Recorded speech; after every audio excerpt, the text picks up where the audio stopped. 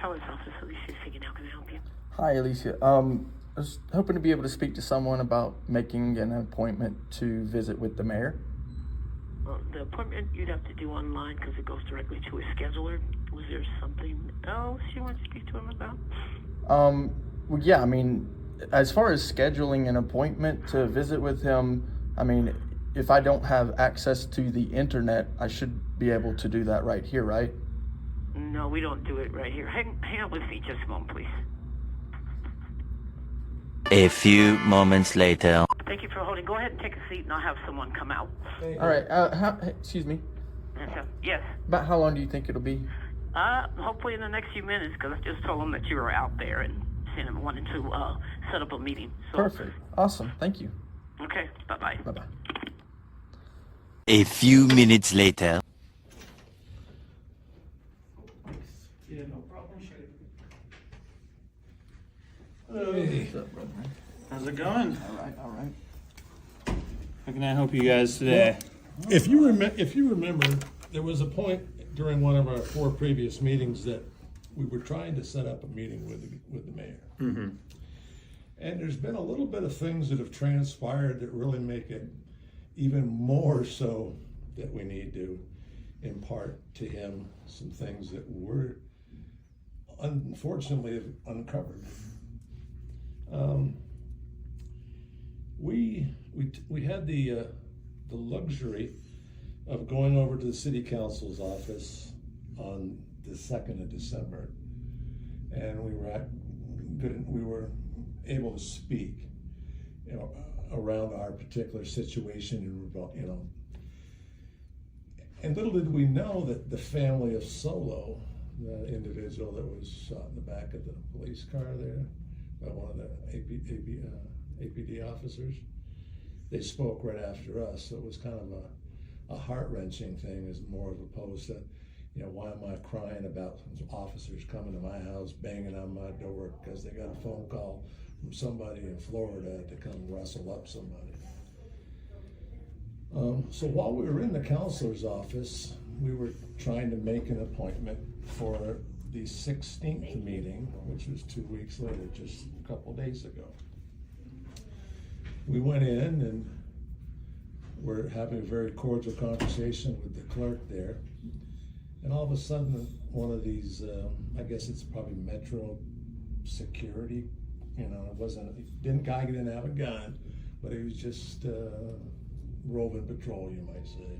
Mr. Leverett. Mr. Leverett. Well, he came in and he kind of was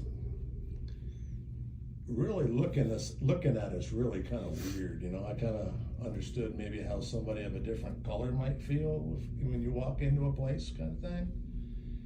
And we conducted our business and turned around, and he was still there and didn't come to the window. So it didn't give me the impression that he was there to conduct any business. So we asked him what his name and badge number was, just so we had a record of, hey, why are you here kind of watching us, kind of thing. I don't need a babysitter. And instead of saying, officer what, my badge number or my ID number is this, as they're required to by state law as a security guard, we know that much. The guy simply looked at us, gave us a sneer look on his face. Right here. Well, that's the response he got. When I heard that, I turned around and I looked at him. I said, excuse me, sir, right here doesn't cut it. And I explained it just like I explained to you, We're just asking for your name and your security badge, you can give it. Well, you guys are just agitators. He asked to speak to his supervisor. We go down, have a nice conversation with the supervisor, shaking hands, the whole 9 yards. He says, yeah, I'll have a talk to him. Great, we're figuring. You got a key right there. Yes. In that talk to him, he's trying to explain to us that, well, he doesn't deal with you guys that much, or it's something he's not seeing a lot. Well, what do you mean he's not seeing a lot? Oh, people with a camera. I go, well, what's so wrong about a person with a camera? He says, no, I'll talk to him. Okay. So we left and thanked him for, Well, I got my IPA request. And to make a long story short on that, we needed to go to the police station, because we also, on or about the 2nd, thereabouts, spoke to someone there and left information with the police records place that we'd like to have the chief or the chief's people get a hold of us, set up a time, approximately 15 to 20 minutes, so we can bring some of these issues to his attention, right? The first clerk that came out from there said that they don't do that, and that we needed to go through these doors, or there's a little button to push to get to the police thing. Well, when we left there, I pushed the button and I hear this voice, yeah, and I look, the same guy that we had a week ago. I said, yeah, I just got sent over here. I'm supposed to come over here to make an appointment with the chief. And he just gives me this look, not you guys again kind of stuff. Yep. And I Talking go, about you're not getting through those doors right there. so once again, we asked him for his name and ID, and he just like walks away. Yeah. And we're still asking for the name and ID. Supervisor. Somebody else comes up, name and ID. Before you know it, we got 6 guys around us, and we're just explaining to them what's transpired here. And it ended cordially, you know. I'm not the same supervisor, in fact. He's like, we had a talk with him before, and we'll have another talk with him. You know? I said, well, maybe you're a security company. I said, I do it for the education on your people, but we come in and give you guys a class on how to treat First Amendment people, you know. And I says, if you want to pass it to the chief before we get an appointment to see him, you're more than welcome. I'm not doing this for the dime. I'm doing it so that people that are supposedly sworn an oath to the Constitution, right, know how, you know, what that entails. So we're here still wanting that time with the mayor. I don't care, you know, if it's going to be in January or February or March. But we do feel, based on these 2 latest contacts, they were never intended for that to, you know, that's not what we came here for. We came for other things. And these just like fall in the guy's lap. People to be so ignorant of people with a camera, to jeopardize their job, treating the public with such, you know, disdain and disrespect. I mean, I don't think I hope we don't come across that way to you folks. We're just trying to get what we originally asked for, and today we're still don't have that phone call that was made by somebody in Albuquerque to verify why that teletype was sent. Yep, and so I've also asked if I could have the information of who generated the actual call, right? So just the guy's name. Whoever came up with the what's it called? The incident. The CAD. Yeah. The CAD, right? Who generated the CAD? I asked that, you know, and so these things that even just like that's an easy thing to find out, right? But yeah, basically, like he's saying, you know, it's about time we spoke with the mayor. Yeah. You know, because we're sitting here going back and forth, round and round, and you know, hey, look, if that's what you guys want, you know, here's the thing.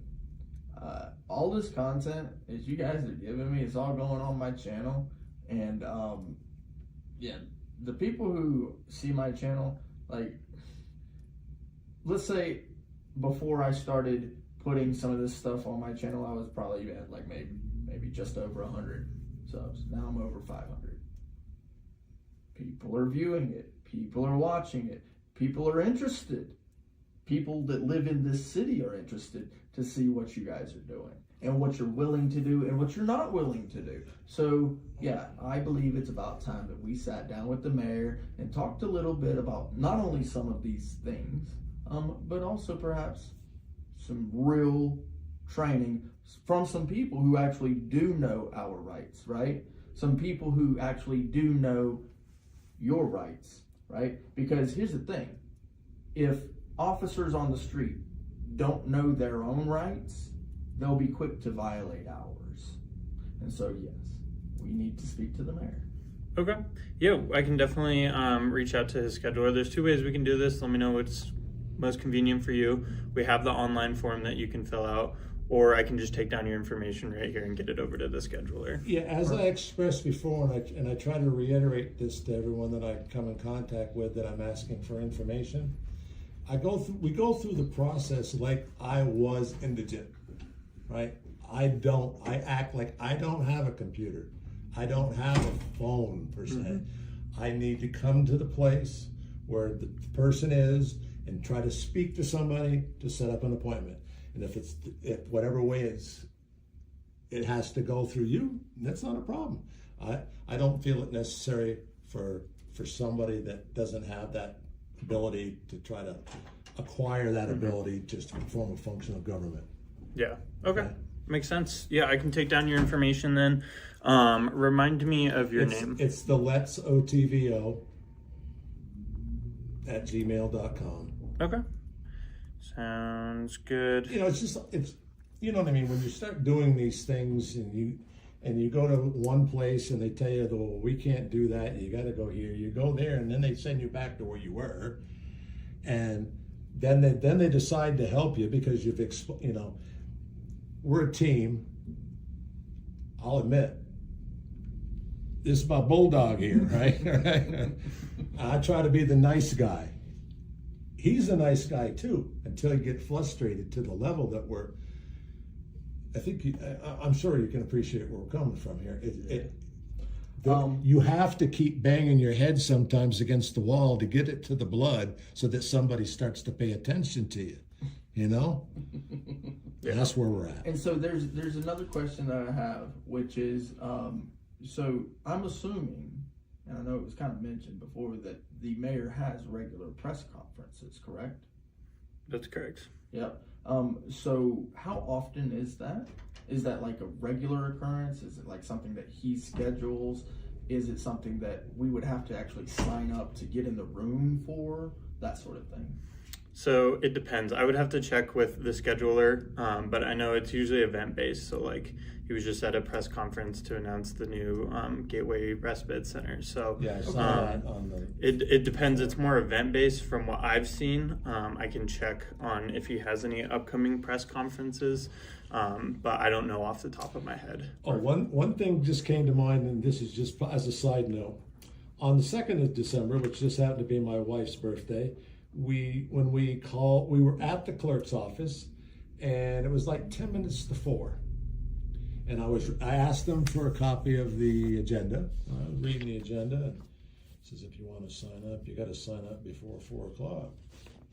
Excuse me, can I sign up here? She says, well, you can do it online. I said, well, I'd like to sign up here if I could. She gave her LETZ OTV, she signed me up. You gave her Brick Jonesy, he signed up.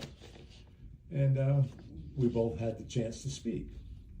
Well, this last Friday, the next meeting, we had to go to the clerk's office because I said I had that little request. The reason for my request, and I'll tell you because it leads into what I'm asking from you. We were trying to ascertain exactly who it is or the number of people that actually speak at the council meeting. I understand that they have 30 slots, and then they might have, and I think 20 of them are allocated to the people in the room, and 10 might be allocated to people online, okay?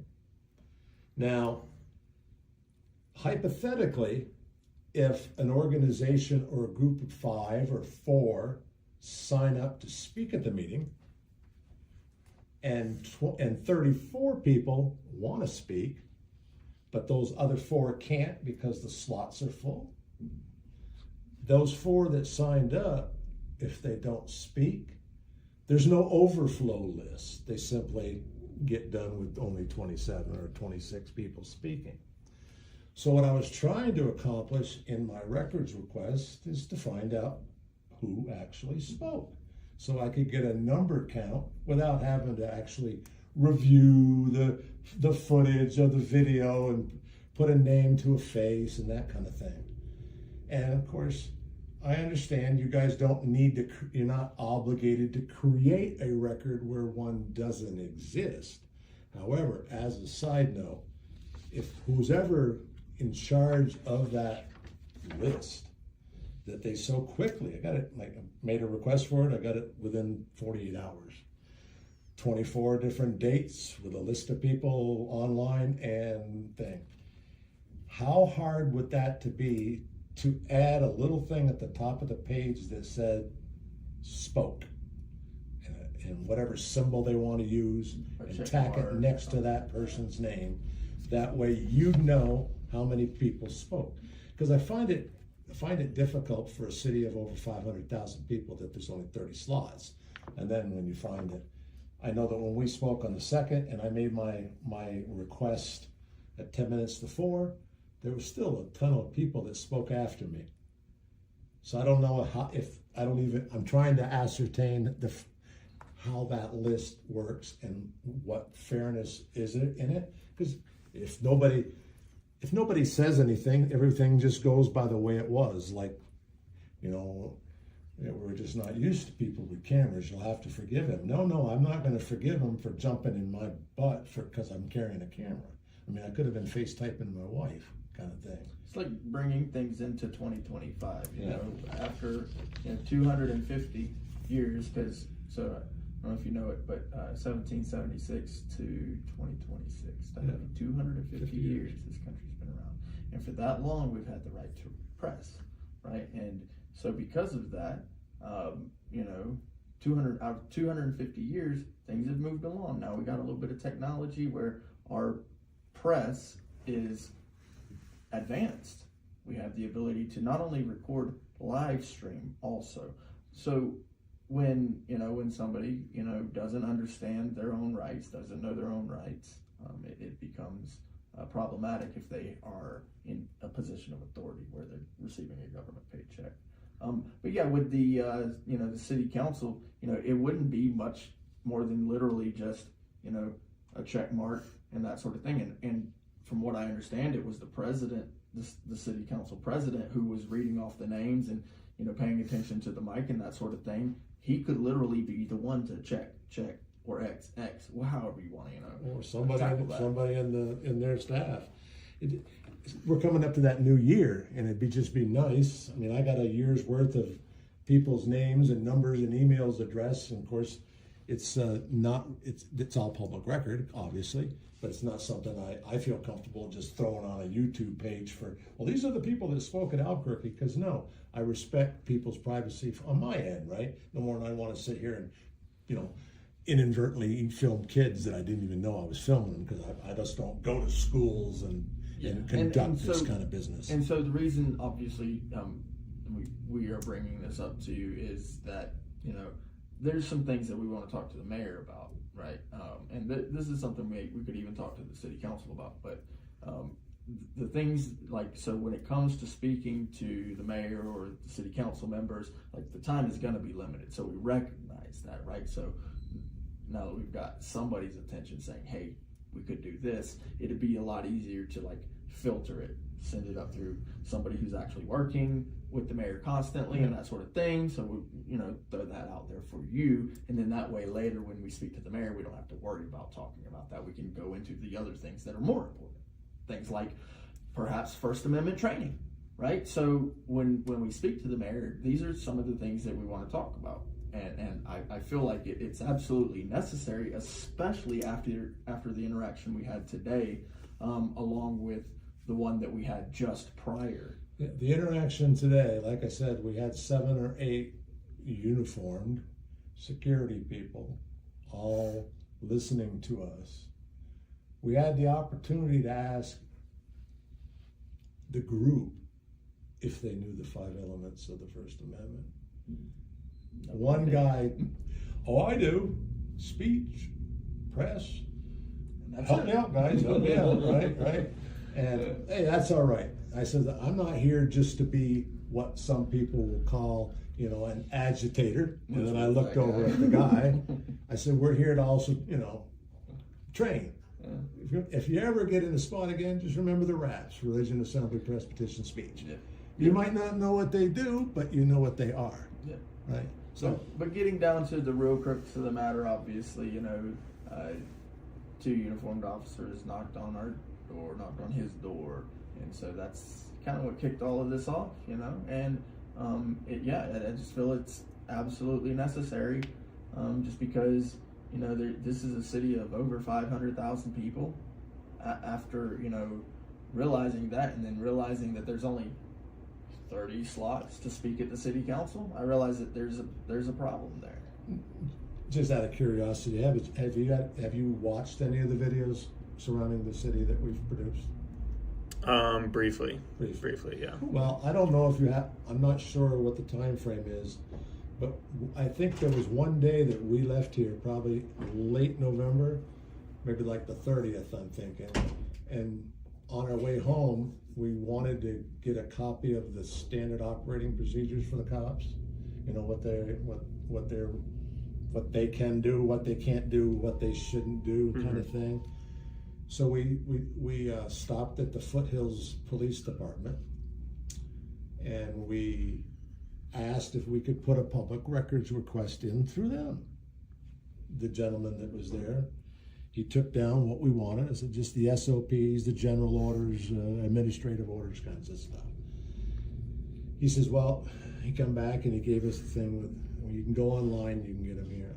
I said, well, yeah, I understand I can get them online, but I'm just putting my request in. I'd like to have it just sent to my email address.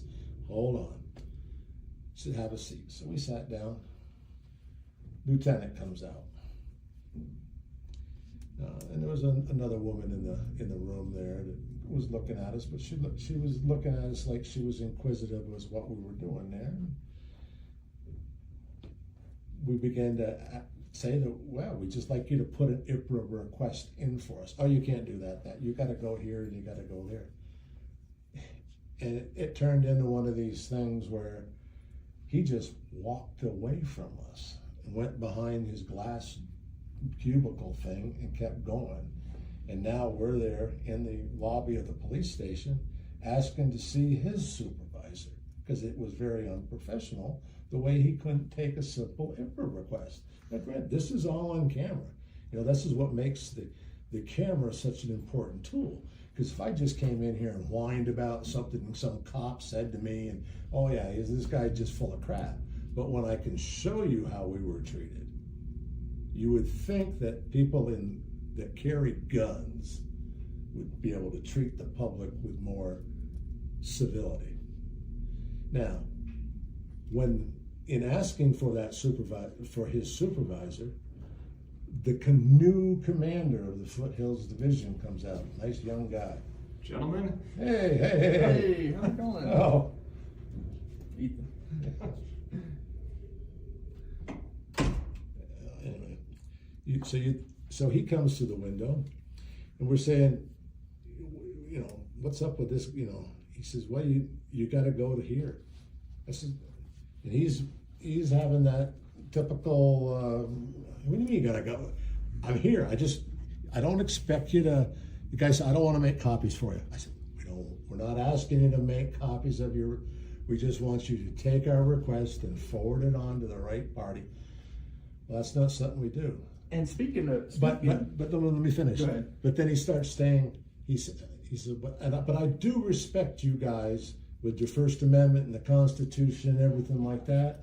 And as soon as he said that, I looked at him and go, I'm glad you said that, Commander. Can you tell me the 5 elements of the First Amendment? Well, I'm not going to get into a debate with you. He says, no, I don't. I'm not asking you to get into a debate with me. If you know them, state them. If you don't know them, just say you can't remember them. Just don't make it look like I'm trying to bait you or something. I'm asking you a reasonable question. Well, when it all got said and done, he's still trying to tell us about our IPRA and what we got to do. I grabbed a little yellow piece of paper and the pen that I had there, and on the top of what he knew I wanted, or the other clerk had written down, at the top of it I wrote, this is my IPRA request, and below it I put my email address. I tucked it in the window and pushed it back at him. This is all you had to do, dude. Why are you making it so difficult? And we left.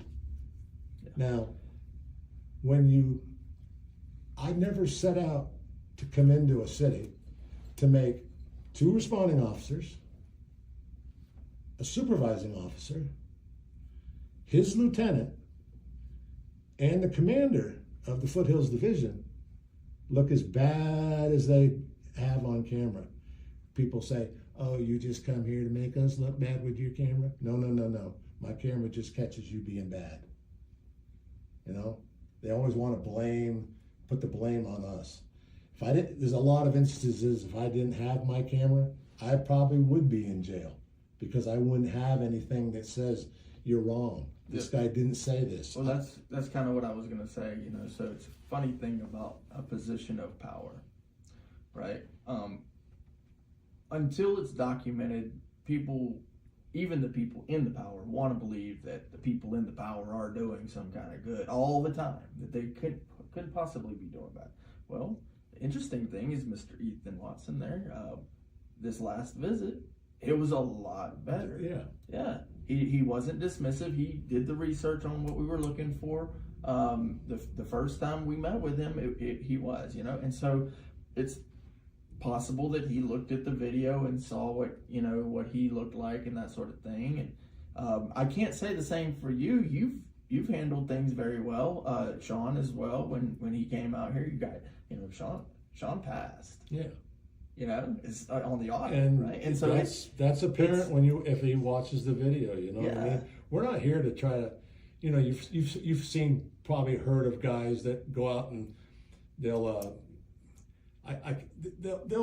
exercise their rights as they see fit. That might entail jumping off a bumper of a police car because they can stand on a car because it's their car. You know, the whole 9 yards. We're trying to take a different approach. I like what this auditor does. I like what this First Amendment kind of guy does. I like his approach. Well, this guy uses comedy. This guy uses satire.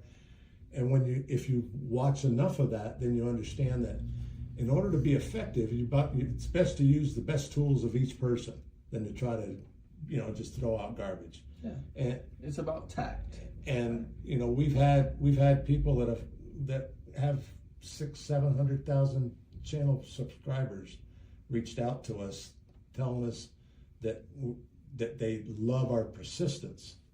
Some people would just get, you know, frustrated. They're not, you know, you come to the city clerk once and you get to run around, and then you go to the city clerk again, and then you go to the city clerk again, and then you come to the mayor's office, and you come to the mayor's office, and the mayor's office, you go to the city councilor's office, you talk. It's kind of like getting a bent nail, right? And you just, you know what, you bend it back into shape and then you drive the nail. We understand in the Solo case, that shooting of the guy in the back of the car, how is that family going to be able to expect that they would ever get the body camera of the individual that shot their son? Or how could I even think that they would get the body camera of the person that shot their son if I can't find out who the frig made the phone call from here to authorize somebody to be sent to my home? Yeah. And how they got my phone number, right? So it's all these violations of the Fourth Amendment that we're working here with. And some of it can be chalked up to mistake. Some of it. But there's a point where it's no longer a mistake, right? So I'll give you a perfect example. We just came from the city council's office, and they had attached a phone number to the IPRA. Now, we requested specifically to not attach any phone number, right? And so we went in and we, you know, discussed that, and so they removed the phone number from the IPRA. And it was that simple. And we're not asking for some type of punishment or anything like that. Just a simple corrective action. I mean, if it was a serious violation, you know, that's not a serious violation. It is a Fourth Amendment violation, but it's not that serious. It's like, just take it off and, you know, we'll be good. They took it off, we move on, you know? As someone who knows our rights, yours too. The mayor's got rights. It's like the girl with the phone, right? When we were here one time. She got rude with us when we were simply trying to find when we were coming back. Yeah. You know? the people pay for a decency, you know, and you know, I don't know what your salary is. Not too worried about that. I believe that you're worth it because you handle it well. But when somebody doesn't handle it well, it's like, you know, I want to dock your pay. I do. I want to. Like that's my, you know. I know that we're not going to. But then of course, the camera does hold people accountable, and that's where, you know, new elected officials come into play and that sort of thing, and then a whole nother staff comes in, and it's just. And that's a big old problem in of itself, because then power switching hands. You got to do this, you got to do that. It's like, it's just a big old mess. And really, if the guy in charge, the guy in power is doing a good job, why get rid of him? Other than, you know, if there's a term limit. And getting back to that oath of office thing, those are our two key things. Being a service member myself, having to swear an oath to uphold the Constitution, defend it from all powers, foreign and domestic kind of thing, that to the best of my knowledge, as I stand here today with you, that oath of office is required, piece of paper that needs to be signed. It's attached to their surety bond, right? Now, for you folks to get the answer that no, the chief just does some formal Boy Scout thing that they can go out in the field, right? Doesn't cut it, because there should be if it doesn't cut it. Yeah. So yeah, because the problem is that if it is the case that they are carrying law enforcement badges, as they call them, peace officer badges, and they're walking around the city making real arrests, writing up reports, carrying a badge and a firearm, yet they have not signed an oath, what that means is they're operating outside the bounds of the law. That means that they're not real peace officers, and they're making arrests, writing reports, carrying badges and firearms without a peace officer certificate. They are criminals in that case, because nobody in this country, not any state that I know of, allows that without a peace officer certificate. The one here is signed through the Secretary of State. We already looked it up. It's in the law, right? And every state, that, as far as I know, is going to have something similar. So that's one of the areas that we're trying to cover with the chief if we get the chance to meet with him. Yeah. Because I'd like to ask him how he gets to administer an oath that he hasn't sworn. Yeah. Where's his peace officer certificate? Is he signed? Yes, I have an interview.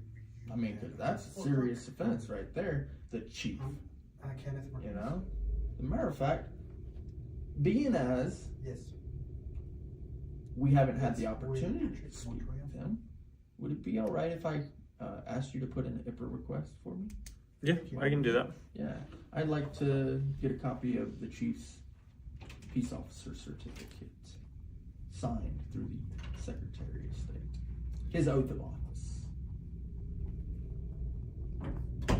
You want just his personnel file?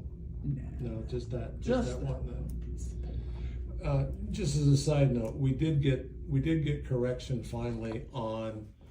Finally, we just got the email that provided us with the ECIT certificates for all 3 officers, right? But you can understand the frustration there. We asked, who's the ECIT certified officer to begin with? And rather than send us the 2 officers that signed the papers certificate, they just send us the certificate, the report. So now, well, who was? The report was the supervisor and one of the officers. Wait a minute, well, they're all certified, at least in this case. But what, 3 months almost, 2 months anyway, for sure, just to get that. Yeah, and too, it's kind of weird too, because, you know, I can't imagine that too many people are doing what we're doing. We're probably, I don't know how many people you see that come up here and ask some similar things, like talking about some similar things. How many? I mean, really, anybody? Right. Nobody. Not personally that I've dealt with. This is what warms the cockles of my soul, okay? Because It's like being able to do something for the betterment of all. I don't do this for myself. I do this for we. I have a little phrase that I use, my eyes are for me. I should be able to see whatever I want to see. Nobody's going to blindfold me, right? My ears are for you, for him, anybody that, my ears are so I can take in information. Usually people leave it at that. My eyes are for me, my ears are for thee, right? I add a little bit to it. My voice is for we, right? And I've only been involved in this particular activity surrounding, your First Amendment rights. It's a very small thing to some people. And they look at us as like that we're just YouTube people, then we're going to make a fortune because I'm going to show a YouTube. We're not even monetized. We do it for the good of mankind. I'd like to be able to 200 years from now, when they go looking in the Albuquerque records, they're going to see LETZ OTVO. He was in the mayor's office 5 times. He's trying to get a public record. Some cops knocking on his door with a flashlight damaging his shit. Yep. Right? And that's how it all started. It's like unpeel the onion peel here. Speaking of all of this, how does it feel to talk to patriots? It's good. It feels pretty good, doesn't good. it? I know it's got to, because I know you come out here like three or 4 times, and you're like, because I see that, right? And when you come out here to listen, man. I really appreciate that. He's signed his oath, right? I didn't sign an oath. I'm just a regular old American, right? And I've been in trouble too. I'm a felon, right? I'm a felon. But I love this country and I love what it stands for. And I want so that people change. People change. That's the whole thing of the world today. I love his phrase, because even though I've got a record, I've changed, but I've also been arrested for things I didn't do, right? And so he's got a phrase that I love. Who wouldn't want to stop cops from putting their hands on people unless the crime warranted them doing so? Right. Who wouldn't want to, right? And without getting into a whole big thing, it goes right back to this case, Terry versus Ohio, where there's the stop and frisk with cops, and it's kind of like they got their foothold in, and now they just look. If you just look at them wrong or you film them wrong, all of a sudden you're agitators, or you're disruptive, or you're interfering with our investigation. You guys. And to me, I can understand that officers need some space to be able to perform their jobs. But if it's a constitutionally protected activity for me to film officers in the performance of their duties, just like I think there's an organization called, I hear them on the radio a lot, they show up at all police encounters. ABQ Raw, right? Yeah.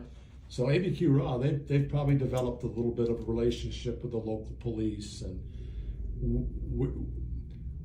having been here so many different times and at the clerk's office so many different times, we also we're trying to create the record to demonstrate that we're not career criminals with a camera agitating people just for clicks and hits on YouTube, right?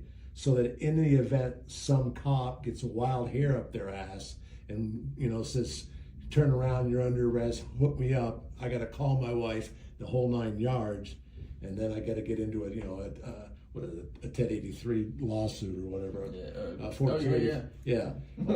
Or deprivation of rights under the color law stuff, this kind of thing. That's not our goal. Our goal is to have informed, uniformed staff.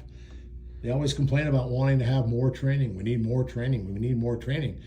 You don't know the basics. What do you need more training for? And the thing too is, Lord knows, Albuquerque's New Mexico, man.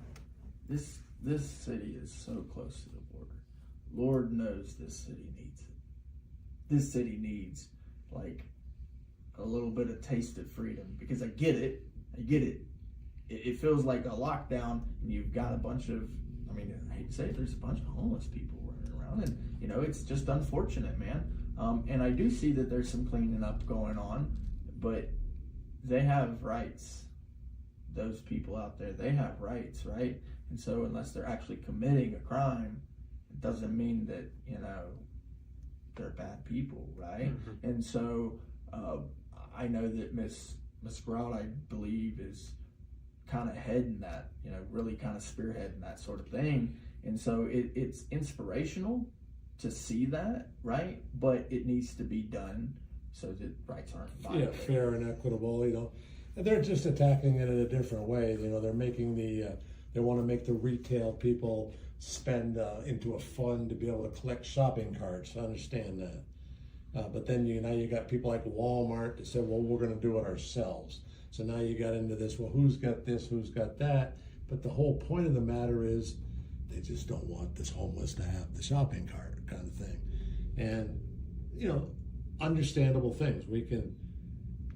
You can't sometimes, jump into the middle of it and get it solved. You got to kind of bite it a little bit on each end till you get there. Unlike us, we'll jump right in the middle of it. I'm a technician by heart. You got a problem, I don't start at the battery and see if I got juice, or I don't start at the motor to see if it's seized. And this I is go to the alternator and see if I'm getting the charge. And this is the cold season, so you're gonna probably have less people, on the street because people are moving inside and that sort of thing, hiding out. But the summer's gonna come around next year, and it's gonna be something similar to last year. It's just kind of the way it works, and you're in New Mexico, this is Albuquerque, close to the border, that sort of thing, close to California. There's homeless everywhere in the country and that sort of thing. And really, they're just houseless. They like living on the street, some of them. They like it. I've met so many people who just, they're like, yeah, I don't want to live in a home. I don't want to live in a house. I know you've been out here for a while, man. You've got what we need.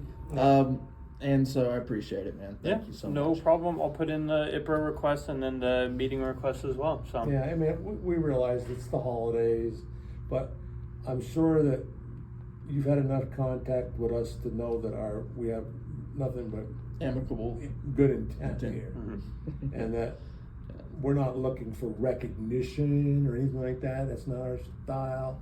We just want to be able to offer the assistance of someone that is willing to go that mile to get people up to speed. Yeah, on things. just to kind of give you an idea of what was intended for us. I mean, I really had no intentions of doing anything like this, but because of the transpiring of events, things have changed a little bit. I was making phone calls, calling to departments around the country, not even making any kind of a stink here because I had just moved here and I kind of figure I don't shit where I eat kind of thing. And so, but because of what transpired, and Albuquerque's police department taking on calls that should not have been taken on, all of that, that kind of changed. I was literally just doing petition calls. That was my intent, right? I love doing petition calls. Now I'm starting to kind of fall in love with doing, this and the whole, ask questions over here at the mayor's office, down at the city clerk's office, down at the city council's office, the different, even the police station. I like going in there and educating them. That's good, man. It's a good thing. And what they need it. And what we see in the last year or so is different cities. It's not like it's just a problem here, it's just a problem there, it's just a problem here.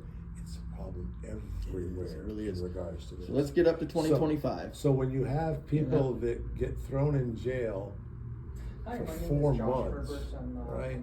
From the 7th floor. Because they simply were in a parking lot filming a police officer while they were performing their duties, and the cops turned it into being disruptive, and then a resisting arrest when the guy appeals this case and wins his appeal. But how do you get that 4 months back without going through the civil or criminal, Is money even really worth 4 months of your time in a we talk about box? Police corruption, but there's judicial corruption, and they all got their qualified immunity or judicial immunity. And at some point, the more and more that this is brought to light, the more and more people are going to be tired of it. And I'm going to throw it back to, this is going to be dating me really good, But you go back 50 years to a movie called Network, right? And well, there's a guy in there that just he just bears his soul. You know, it's like saying we're tired of this shit. We're not going to take it anymore. And this is 50 years ago, and it's the same stuff. Yeah. So I'm looking at that movie from 50 years ago, and I'm saying I'm doing what that guy wanted to have done 50 years ago, and it ain't done yet. So, All right, man. Cool. Thank you, sir. Thank you so much for coming in. thank you very much.